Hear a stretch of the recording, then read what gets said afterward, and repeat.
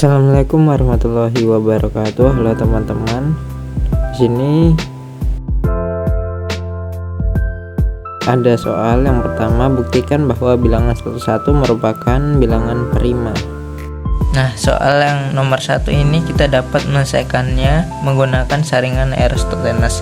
Nah, saringan Eratosthenes ini menyatakan bahwa suatu bilangan bulat dapat dinyatakan bilangan prima apabila bisa dibagi dengan bilangan 2, 3, 5, dan 7. Nah, soalnya yaitu 101 apakah suatu bilangan prima. Di sini bisa kita lihat bahwasanya 2 tidak habis membagi 101, 3 tidak habis membagi 101, 5 tidak habis membagi 101, dan 7 tidak habis membagi 101. Jadi bilangan 2, 3, 5, dan 7 ini tidak habis membagi 101. Jadi 101 ini dapat dinyatakan suatu bilangan prima karena ya tidak bisa habis dibagi oleh bilangan 2, 3, 5, dan 7. Selanjutnya di sini ada soal nomor 2.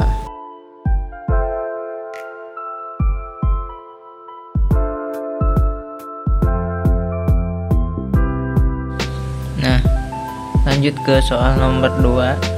Di sini yang A, faktor dari 12 dan 18. Kita mencari faktor dari 12 dan 18 ini menggunakan pound faktor bisa. Nah, didapat faktor dari 12 itu ada 2, 3, dan 2. 12 bagi 2 kan 6 ya teman-teman. 6 bagi 3 2, 2 bagi 2 habis.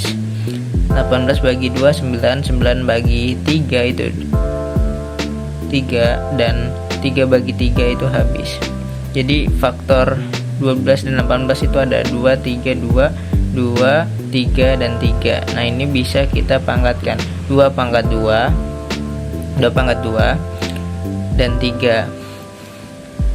Terus faktor dari 18 itu bisa kita menjadikan 2 dan 3 pangkat 2. Nah, pangkat ini kan 3 yang berulang ya teman-teman.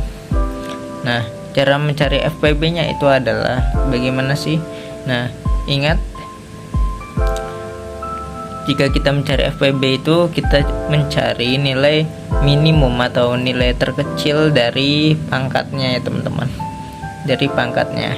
Nah, nilai terkecil dari pangkat 2 itu berapa teman-teman? Ya 1, kan hanya 2 pangkat 1 dan 2 pangkat 2, jadi 1 dan 2.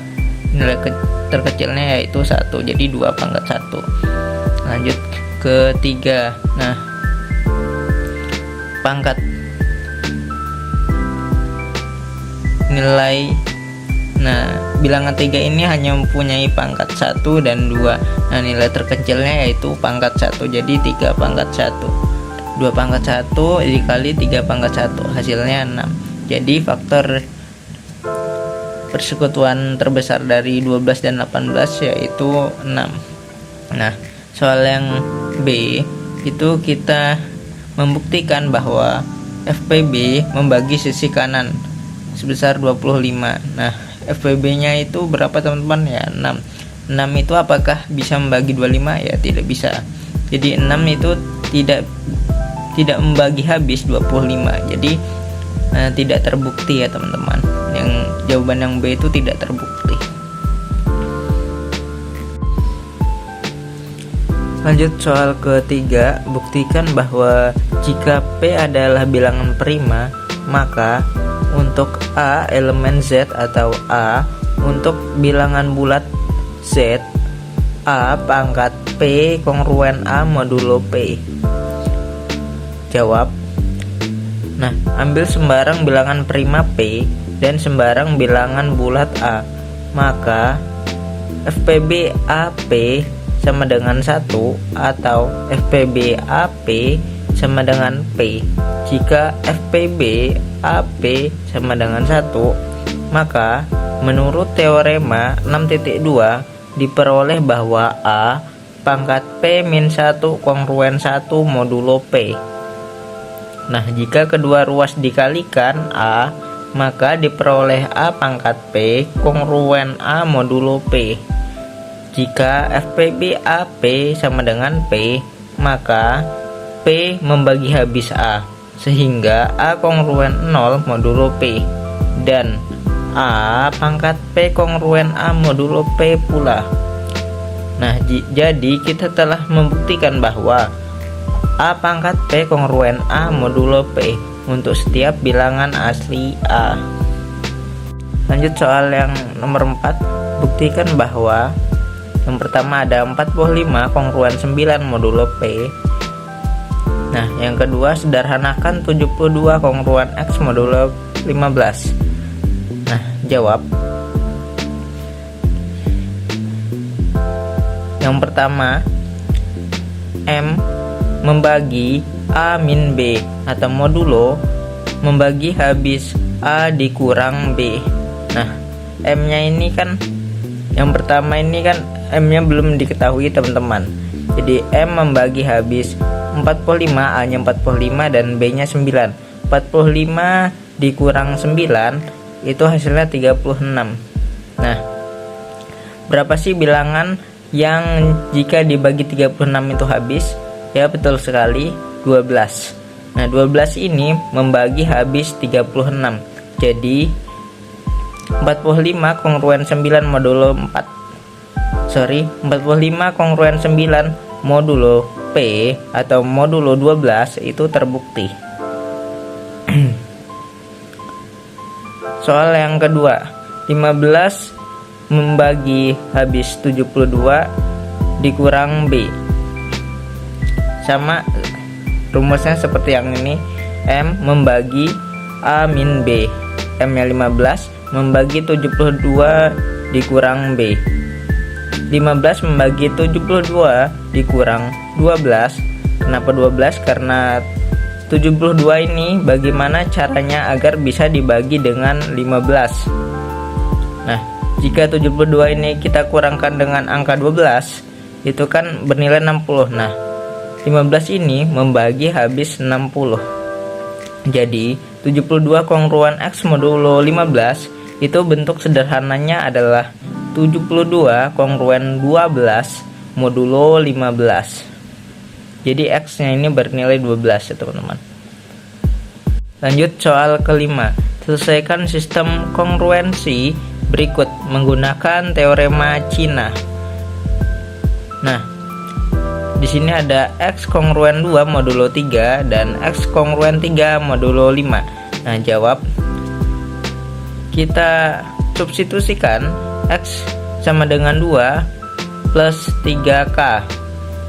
Nah, lalu substitusikan juga ke persamaan kedua menjadi 2 plus 3K kongruen 3 modulo 5. 3K kongruen 3 min 2 modulo 5. Ini duanya pindah ruas ya teman-teman, atau kita kalikan 2 supaya 2 ini hilang, atau kita eliminasi angka 2 ini. Lanjut, 3K kongruen 1 modulo 5. Nah, 1 ini dapat dari mana? Bisa juga 3 dikurang 2 itu 1 modulo 5. Nah, karena 3 dikali K bersisa 1 ketika dibagi 5. Nah, maka nilai K sama dengan 7.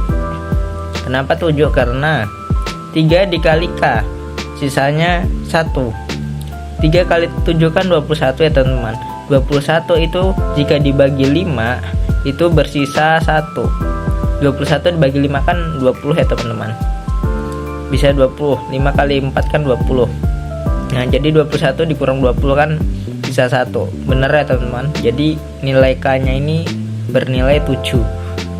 Nah, K sama dengan 7 modulo 5. K kongruen 7 plus 5H. Ini kita rubah ya teman-teman, lalu disubstitusikan ke persamaan kongruen perkalian, sehingga X sama dengan 2 ditambah 3K atau 2 plus 3K. X sama dengan 2 ditambah 3 dikali 7 plus 5H. X sama dengan 23 plus 15H. Nah, ini dapat dari mana? Ini hasil perkalian. 3 dikali 7 itu 21. 21 ditambah 2 itu hasilnya 23. 3 dikali 5H itu hasilnya 15H. Kemudian X kongruen 23 modulo 15. Nah, ini kan 23 ini masih lebih besar dari modulonya ya teman-teman. Jadi kita sederhanakan lagi menjadi di X kongruen 8 modulo 15. Ini sudah benar ya teman-teman, karena 8-nya ini lebih kecil daripada modulo. Oke, sekian dari video pembahasan saya.